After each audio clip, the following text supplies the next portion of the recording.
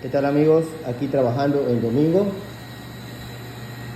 porque a un cliente le urge su aire, tiene fuga y ya lo estamos cambiando con todos los equipos que se requieren para encontrar y localizar la fuga y hacer un buen vacío con baucómetro y manómetros digitales. Hasta el domingo trabajamos. Servihogar siempre a sus órdenes.